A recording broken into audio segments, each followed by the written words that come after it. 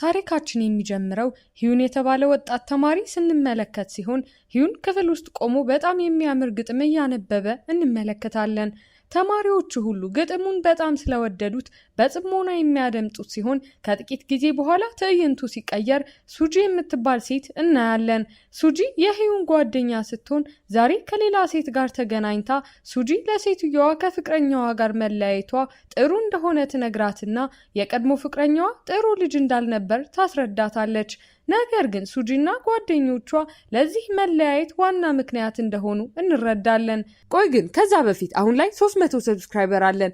እቅዳችን በዚህ 90 ቀን ውስጥ 100,000 ሰብስክራይበር ለመግባት ነው። አንችልም? እንችላለን። ሰብስክራይብ አድርጉ። ከጥቂት ጊዜ በኋላ ትምህርት ቤት ውስጥ አንድ ልጅ ወደ ጓደኛ ማቾቹ ይመጣል። ለሂዩንና ሱጂ ለተባለ ልጅ የውጤት ካርዳቸውን ይሰጣቸውና ልጁ ሂዩንን ዝቅተኛ ውጤት ስላለው በደንብ እንዲያጠና ይነግረዋል። በዚህ ጊዜ ሱጂ በጣም ትናደድና የቆሻሻ መጣያ ቅርጫቱን ፊቱ ላይ ተወረውርበታለች። ከዚያም ተኮሳትራ ከዚህ በኋላ ሂዩንን እንደዚህ እንዳያናግረው ስታስጠነቅቀው ሴጁ ይህንን ድርጊት መጥፎ እንደሆነ ስለተሰማው ጓደኛውን ይገስጻታል። ሴጁ ሱጂን ነገሩ ወደ ትልቅ ችግር ከመቀየሩ በፊት ጸብ እንድታቆም ቢመክራትም ነገር ግን ሱጂ ችላ ትለውና ምንም መጥፎ ነገር እንደማይገጥማቸው ትናገራለች። በቀጣዩ ትዕይንት በትምህርት ቤቱ የምረቃ ቀን መሆኑን ተመልክተን ሱጂ የስነ ጥበብ አስተማሪውን ስታይ ቀድሞ ተወደው እንደነበር ታስታውሳለች። እሱም በዛን ጊዜ ይወዳት እንደነበር ትዝ ቢላትም ነገር ግን የሱጂ እናት ይህንን ሚስጥር ስላወቀች ለአስተማሪው በድብቅ ገንዘብ እንደሰጠችውና ከሷ እንዲርቅ ስለከፈለችው ገንዘቡን ወስዶ እንደነበር እንረዳለን። በድንገት ሴጁ ትምህርት ቤት ሲደርስ ርዕሰ መምህሩ ይመለከተውና ርዕሰ መምህሩ ዛሬ ምንም አይነት ረብሻ እንዳይፈጥር ይነግረዋል። ሴጁም ፈገግ ብሎ በስነ ስርዓቱ ላይ ጥሩ እንደሚሆን ቃል ይገባለታል። ታሪኩ ወደ ኋላ ተመልሶ ስንመለከት ሂዩን ለጓደኞቹ አንዲት ሴት አስተማሪ ከስነ ጥበብ አስተማሪው ጋር የድብቅ የፍቅር ግንኙነት እንዳላት ሚስጥር ሲያጋልጥ እናያለን። ከዚያም ሶስቱ ጓደኛ ማቾች ይህንን የተደበቀ ግንኙነት ለማጋለጥ እቅድ ያወጣሉ። የስነ ጥበብ አስተማሪውን ከዚህ በፊት ባደረገው ነገር በደንብ መበቀል ስለፈለጉ እጅ ከፍንጅ ለመያዝ በማሰብ ሱጂ መኪና ውስጥ የድብቅ ካሜራ ትደብቃለች። ሁለቱም አስተማሪዎች ተገናኝተው ሲሳሳሙም ካሜራው ሁሉም ነገር በትክክል ይቀዳዋል። ወደ ምረቃው ስነ ስርዓት ስንመለስ ሁሉም ሰው ዋናውን መድረክ እየተመለከተ ባለበት ሰዓት በድንገት ሴጁ የድብቁን ቪዲዮ በጣም ትልቅ ስክሪን ላይ ያጫውተዋል። በታዳሚው ውስጥ ያለ ሰው ሁሉ ይህንን አሳፋሪ ቪዲዮ ሲያይ በጣም ይደነግጣል። በዚህ ጊዜ ርዕሰ መምህሩ ስክሪኑን እንዲያጠፉት በፍጥነት ሰው ሲልኩ ሁለቱም አስተማሪዎች በሁሉም ሰው ፊት ሙሉ በሙሉ ይዋረዳሉ። ከዚህ በኋላ ሶስቱ ጓደኛ ማቾች በጣም አሸናፊነት እየተሰማቸው ከአዳራሹ ሲወጡ ጁ የምትባል ልጅ መታ እውነቱን ስለተናገሩና ፎቶ ስላነሱ በጣም ጥሩ ስራ እንደሰሩ በመግለጽ ታመሰግናቸዋለች። ሱጂም ሊ የተባለው ፍቅረኛዋ ሲመጣ አይታ ከእሱ ጋር በደስታ ትሄዳለች። ይህ በእንዲህ እንዳለ ጁ ታይሂ ከተባለች የቅርብ ጓደኛዋ ጋር ወደ ባር ሄዳ ፎቶውን ለታይሂ እያሳየቻት ሴጁን በፍቅር በጣም እንደምትወደውና እሱም መልሶ እንዲወዳት በማሰብ የፕላስቲክ ሰርጀሪ ማድረግ እንደምትፈልግ ብትነግራትም ታይሂ ግን ይህ መጥፎ ስለሆነ እንዳታደርገውና ሴጁ እንዳለችበት ሁኔታ እንደሚወዳት ታስረዳታለች። በሌላ በኩል ሂዩንና ሴጁ ወደ ክለብ ይሄዳሉ። ክለብ ውስጥ ጓደኛቸውን አግኝተው አብረዋቸው ለመጠጣት ሲስማሙ በዚህ ሰዓት ሱጂ ጓደኞቿን ለማግኘት ከሊ ጋር ትሄዳለች። አሁን በይፋ የፍቅር ግንኙነት እንደጀመሩ ልትነግራቸው ብትፈልግም ነገር ግን ሊ ያስቆማትና በፍጥነት ከቡድኑ ገለል በማድረግ ጥሩ ጓደኛ ማቾች ብቻ እንደሆኑና ከዛ ያለፈ ነገር እንደሌለ ይነግራታል። ሊ ከሱጂ ጋር ግንኙነቱን ሲያቋርጥ እሷ በጣም ልቧ እንደተሰበረና ከፍተኛ ሀዘንም እንደተሰማት እንረዳለን።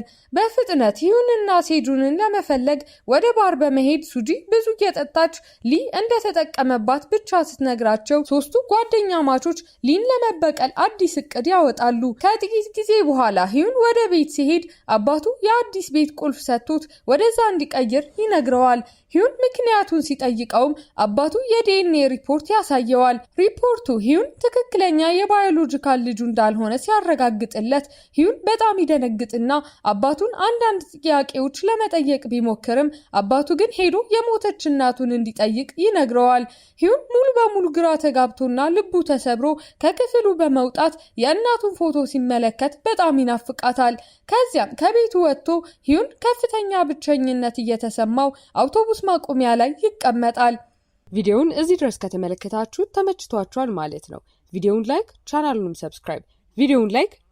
ሰብስክራይብ ማድረግ እንዳይረሳ እንላለን። ወደ ታሪካችን ታይሂን በዛ ቦታ እየጠበቀች ሳለ ሂዩን የዲኤንኤ ሪፖርቱን ይመለከታል። ከባድ ችግር ሲያጋጥመው እናቱ ወረቀቱን አውሮፕላን ሰርቶ መወርወር እንዳለበት የነገረችውን የድሮ ቃል በማስታወስ የዲኤንኤ ሪፖርቱን አጣጥፎ አውሮፕላን በመስራት ይወረውረዋል። በዚህ ጊዜ ታይሂ አውሮፕላኑ አጠገቧ ሲወድቅ አይታ በፍጥነት አንስታ ልትመልስለት ብትሞክርም ነገር ግን በመጨረሻ አውቶቡሱ ይመጣል። ሂዩን በፍጥነት አውቶቡስ ላይ ሲወጣ ታይሂም አብራ በመውጣት ወረቀቱን በድጋሚ ልትመልስለት ስትሞክር በዚህ የተበሳጨው ሂዩን ከዚህ በኋላ እንደማይፈልገውና ቆሻሻ ውስጥ እንድትጥለው ይነግራታል። ታይሂ ችግሮቹን ማካፈል እንደሚችል ብትነግረውም ሂዩን ግን ዝም ስለሚል ታይሂ ሌላ ወንበር ላይ ተቀምጣ ሪፖርቱን በደህና ታስቀምጠዋለች። የታይሂ መውረጃ ሲደርስ በችኮላ ከአውቶቡሱ ስትወርድ ከቦርሳ ውስጥ የሆነ ነገር ሲወድቅ ሂዩን ይመለከተዋል። እሱም ያነሳውና በድብቅ ኪሱ ውስጥ ያስቀምጠዋል። በማግስቱ ጠዋት ሴጁ ሱጂን ሊያገኛት ሲሄድ ሱጂ ሂዩን ለምን እንደጠፋ ስትጠይቀው ሱጂ ሁኔታውን በማስረዳት ሂዩን ትናንት ማታ ባር ውስጥ ጨዋታ እንደተሸነፈ ይነግራታል። ቅጣቱ አንዲት ሴት መሳም ስለነበር ሴጁ ፎቶዎችን ሲያሳያት ሱጂ በጣም ትደነግጥና ሴትዮዋ በእርግጥ የጁ እናት መሆኗን ትናገራለች። የጁ እናት ቀድሞ ሞዴል እንደነበረች የምንረዳ ሲሆን ሱጂም በዚህ በጣም በመናደድ ሴጁን ከፊቷ አባራ ትልከዋለች። ከጥቂት ጊዜ በኋላ አንድ ትልቅ ዝግጅት ሲካሄድ ታይሂ በጣም አምሮባት ትመጣለች። እሷና ሊ ከዚህ በፊት ይተዋወቁ ስለነበር እዛው እንደሚገናኙ እናያለን። ሱጂና እናቷም ይህንን ትልቅ ዝግጅት እያስተባበሩ እዛው ባሉበት ሰዓት ሱጂ ታይሂ አባቷ ጀርመን እንደሚኖር ስትናገር ሰምታ በቅናት ትቃጠላለች። በዚህም ሱጂ ታይሂን የሊን ልብ የሰበረችው የመጀመሪያ ፍቅሩ እንደሆነች እንደምታስብ እንረዳለን። ከዚያም አንድ ሰው ስለ ትምህርት ቤቱ ምርጥ ተማሪዎች ማስታወቂያ በመናገር ነፃ የትምህርት ዕድልና ነፃ መኖሪያ እንደሚያገኙ ሲገልጽ የታይሂ ሲም መጀመሪያ ስለሚጠራ ታይሂ በጣም ትደሰታለች። ሱጂ ይህንን ሁኔታ ፈጽሞ ስለማይዋጥላት አዲስ እቅድ በማውጣት ከሂዩንና ሴጁ ጋር ተገናኝታ አዲሱን እቅዷን ትነግራቸዋለች። ሌላ ሰው ከታይሂ ጋር የፍቅር ግንኙነት ከጀመረ ሊ በጣም እንደሚጎዳ በማስረዳት ለዚህ ብቀላ ሂዩን የታይሂ የውሸት ፍቅረኛ እንዲሆን ትጠይቀዋለች። ሂዩን ግን ይህንን ጨካኝ እቅድ ሳይቀበል ጥሏቸው ይሄዳል። ከዚያም ወደ ዝግጅቱ ሲመለስ ሂዩን አባቱ እዛ ቆሞ ሲመለከት እናያለን። ወደ ውጪ ሲወጣ በር ላይ የጁ እናት ሲያገኛት እሷም በድንገት ስለተሳሳሙበት ጉዳይ ለማንም እንዳይናገር ብትለምነውም ሂዩን ይስማማል። ነገር ግን እያወሩ ሳለ ታይሂ አብረው ቆመው ታያቸዋለች። በዝግጅቱ ውስጥ የሂዩን አባትና የሱጂ እናት እርስ በርስ እንደሚዋደዱና በቅርቡ እንደሚጋቡ ማስታወቂያ ሲናገሩ ይህንን ዜና ሲሰሙ ሱጂና ሂዩን በጣም በመደንገጥ ክፉኛም እንደሚያዝኑ እንረዳለን። በኋላ ላይ ሶስቱ ጓደኛ ማቾች በጣም ተናደውና ክህደት ተሰምቷቸው አብረው በቆሙበት ሰዓት ሊመቶ ሲያፈይዝባቸው ይህም ጓደኛ ማቾቹን ይበልጥ ያስቆጣቸዋል። ይህ በእንዲህ እንዳለ ታይሂ ያገኘችውን ነፃ የትምህርት ዕድል ልትነግራት እናቷን ለማግኘት ስትሄድ እናቷ ብትደሰትም ታይሂ ግን በንዴት ቃላት ትመልስላታለች። እናቷ ከዓመታት በፊት ከተፋቱ በኋላ ወደ ጀርመን ልኳት እንደነበር የምንረዳ ሲሆን ለ4 ዓመታት ስላልደወለችላት ታይሂ በጣም ተናዳ እንደነበር እናያለን። ታይሂ በዚህ ጉዳይ አሁንም በጣም ስለምትናደድ ጮሃ በድንገት ትተዋት ትሄዳለች። በቀጣዩ ትዕይንት ሂዩን መኪናውን እያሽከረከረ በጥልቅ ሲያስብ እንመለከታለን። በድንገት ታይሂ መንገድ ላይ ከመኪናው ፊት ስትገባ አደጋ ሊፈጠር ስለሆነ ሂዩን በፍጥነት የመኪናውን መሪ ቢያዞረውም መኪናው ጠንካራ ነገር ሲጋጭ እሱም ተጎድቶ ከመኪናው ይወጣል። ታይሂ በሱ ምክንያት እንዳልተጎዳች ሲነግራት እናያለን። በዚያው ቅጽበት ሴጁ ለሂዩን በመደወል ሱጂ መጥፎ ሁኔታ ላይ እንዳለች ሲነግረው ሂዩን ለታይሂ ሄዳ እንድትታከም በመንገር ወጪውን እንደሚከፍል ቃል ይገባላታል። ስልኳ ላይ ቁጥሩን መዝግቦላት በፍጥነት ነድቶ ሲሄድ እሱ ከሄደ በኋላ ታይሂ ፊቱን ከጁ ስልክ ስክሪን ላይ በማስታወስ ሂዩን ጁ ፎቶዎቹ ላይ የምትወደው ልጅ እንደሆነ ታስባለች። በሌላ በኩል ሱጂ ከእናቷ ጋር በከፍተኛ ሁኔታ እየተጣላች እንዳለች እናያለን። ሱጂ በጣም ስለተናደደች በእጇ የያዘችውን ብርጭቆ ስትሰብረው ሴጁ ሊያስቆማት ሲሞክር እጇ መድማት ይጀምራል። በድንገት ሂዩን ይደርስና ሱጂን በማስቆም ተጠጋግተው ይቆማሉ። ሱጂ አሁን ከሁለቱ በቀር ማንም እንደሌላት ስትናገር ይህንን ስትሰማ እናቷ በጣም በማዘን መታጠቢያ ቤት ውስጥ ገብታ ታለቅሳለች። ታይሂና እናቷ በጣም አዝነውና ተራርቀው እንዳሉ እንመለከታለን። ከጥቂት ጊዜ በኋላ ሂዩን ሱጂን አስተኝቷት ከጸጥታው ቤት ይወጣል። በማግስቱ የሴጁ አባት በመኪናው ምክንያት በጣም ተናዷል። ሴጁ መኪናውን ሰርቆት ስለነበርና ሂዩንም በእሱ ላይ አደጋ ስላደረሰበት የሴጁ አባት ሰዎቹ ሴጁን እንዲደበድቡት በማዘዝ ይቆልፍበታል። ሴጁ ለሂዩን ደውሎ ስለደረሰበት አስከፊና የኃይል ቅጣት ሁሉንም ነገር ሲነግረው ሂዩን ከደህንነት አንጻር እሱ ቤት መቆየት እንደሚችል ይነግረዋል። ሂዩን ቀድሞ አባቱ ከቤት ስላባረረው ማረፊያ ቦታ ይፈልግ ነበር። የሱጂ ቤት ውስጥ እናቷ በጥሩ ሁኔታ ልታናግራት ብትሞክርም ሱጂ ግን መጥፎ ጸባይ በማሳየት በጣም ያዘነችውን እናቷን ትታት ትሄዳለች። ከትንሽ ቆይታ በኋላ ሂዩን ስለ አደጋው ሊያስረዳ አባቱን ለማግኘት በመሄድ በዛች ምሽት የመኪና አደጋው ሙሉ በሙሉ የሱ ጥፋት እንደነበር ይነግረዋል። አባቱም ለሴጁ አባት ደውሎ ሴጁን እንዲያስፈታው ይጠይቀዋል። አባቱ እምቢ በማለት በጣም ተናዶ ከክፍሉ ይወጣል። ሴጁ በሆነ መንገድ ከቤቱ አምልጦ ሁለቱም ጓደኞቹን በማግኘት ሳለ ስለ ወላጆቹ ጋብቻ እያወሩ ሴጁ በሆነ መንገድ ከቤት አምልጦ ሁለቱ ጓደኞቹን በማግኘት ስለ ወላጆቻቸው ጋብቻ እያወሩ ሱጂ ይህንን ማስቆም እንዳለባቸው ትናገራለች። ሂዩን መላ በማሰብ እሱና ሱጂ መጋባት እንዳለባቸው ይናገራል። የንግድ ስራዎቹ ስለሚዋሃዱ እነሱ ቅድሚያ ማግባት እንዳለባቸው ሲነግራት ሱጂ እየቀለደ እንደሆነ ብታስብም ነገር ግን ሂዩን ቁም ነገር እንደሆነ ይነግራታል። ነገሩ ሲያልቅ በኋላ መፋታት እንደሚችሉ ያስረዳታል። ሴጁ ከክፍሉ በመውጣት ስለዚህ እቅድ እንዲያወሩ ሲተዋቸው ሱጂ ለሂዩን እዛው እንድትስመው በማድረግ እቅዱን እንዲያረጋግጥላት ብትጠይቀውም ነገር ግን አስቁሟት አንድ ነገር ማድረግ እንዳለባት ይነግራታል። ይህ በእንዲህ እንዳለ የሱጂ እናት የሂዩንን አባት በጥልቀት ለማናገር ትሄዳለች። የሂዩን አባት እንድታገባው ሲጠይቃትን በጣም ደስ ይላታል።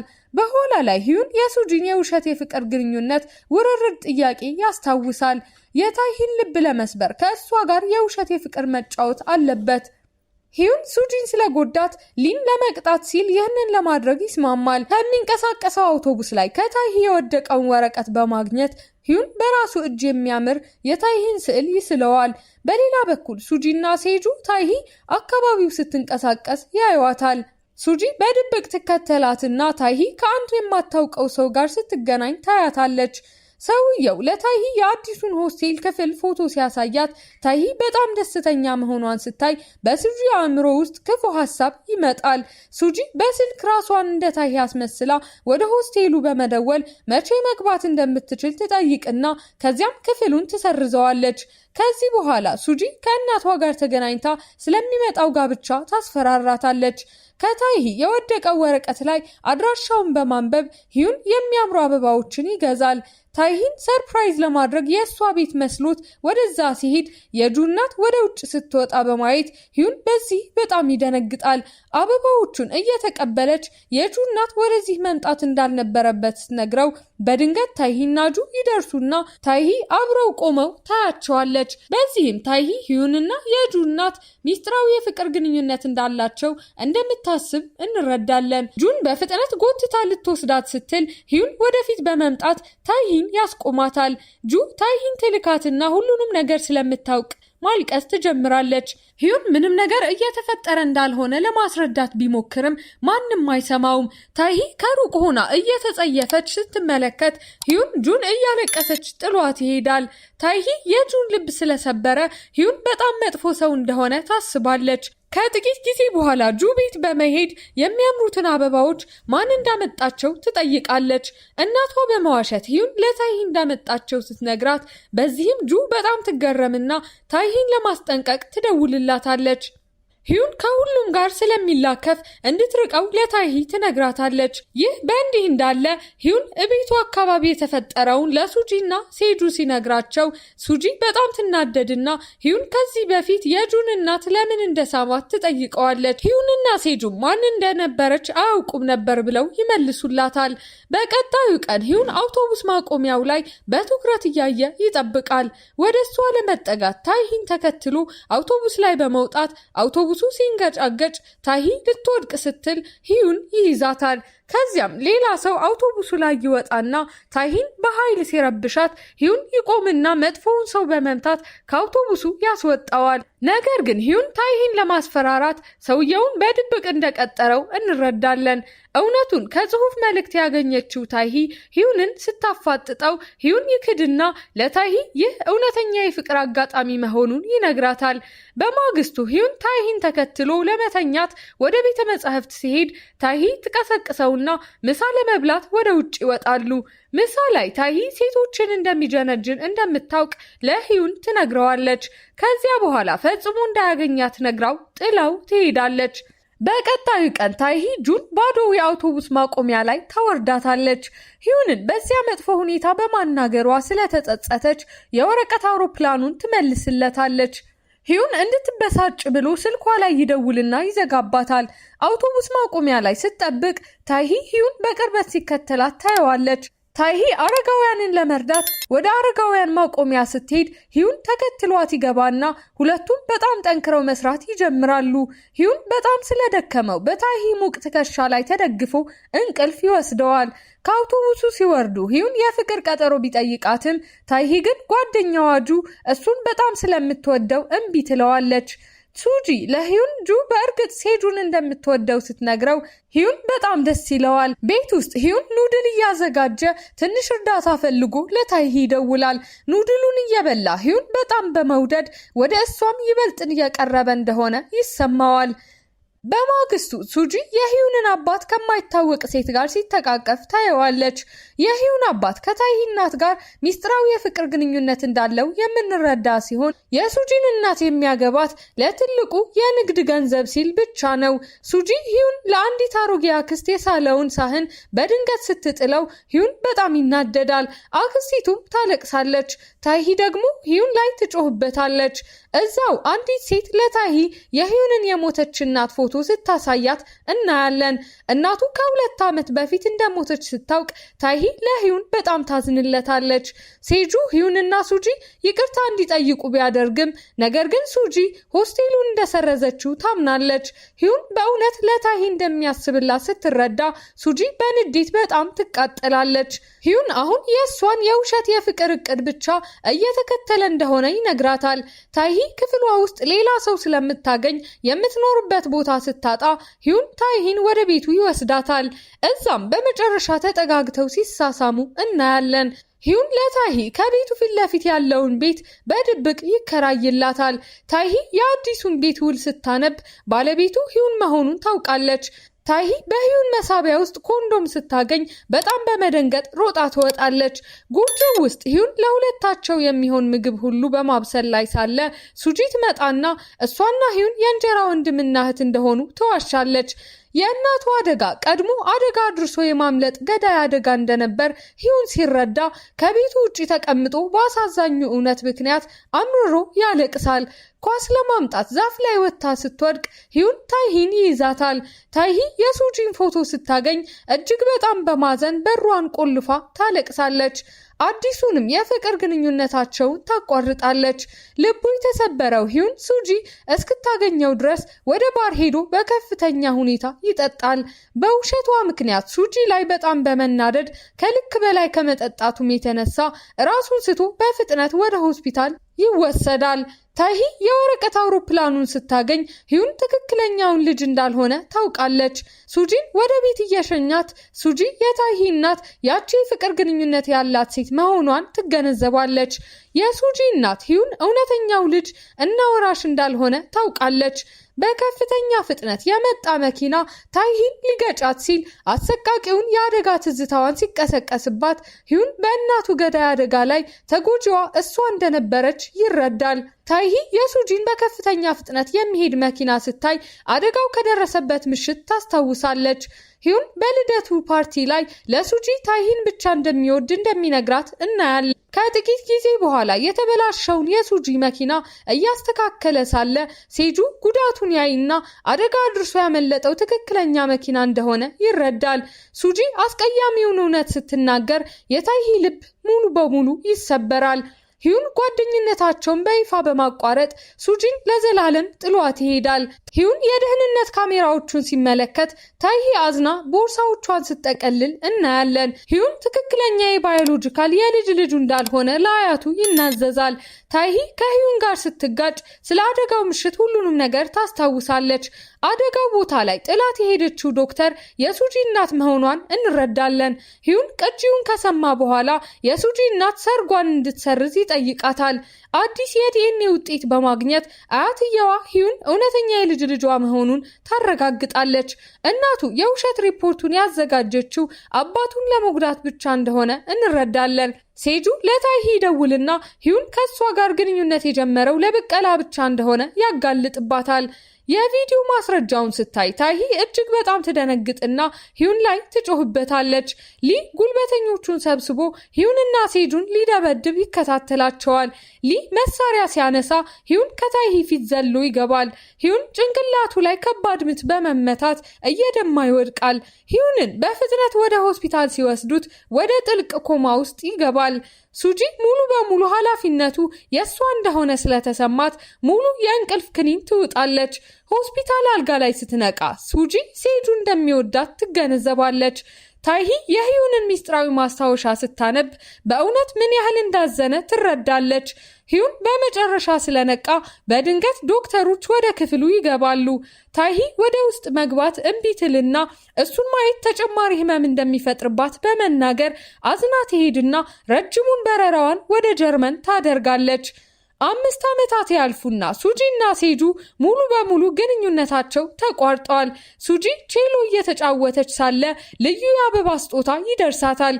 በውስጡ የሴጁ ሬስቶራንት አድራሻ ያለበት ካርድ የያዘ አበባ ሲሆን በደስታ ፈገግ እያለች በመጨረሻ እሱን ለማየት ወደ ሬስቶራንቱ ትሮጣለች። ሂዩን አድራሻውን እንደላከላት ነግራው ጥልቅ ፍቅሯን ትገልጽለታለች።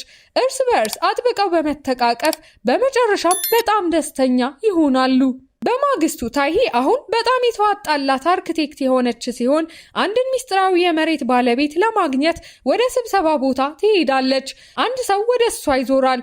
በደስታ እንባ ሞቅ ብሎ ፈገግ እያለላት ያለው ሂዩን መሆኑን ትመለከታለች። በመጨረሻም አብረው እንደሆኑና ሁሉም ነገር በድጋሚ በትክክል ጥሩ እንደሆነ ስንመለከት ፊልሙ ያበቃል።